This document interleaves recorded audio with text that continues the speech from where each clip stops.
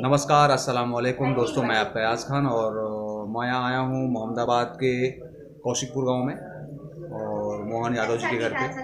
मोहन यादव जी जो है बहुत ही मेरे क्लोज़ मतलब चाहने वालों में से मेरे बहुत सारे फैंस हैं, आप लोगों के दुआ से, आपको आशीर्वाद से।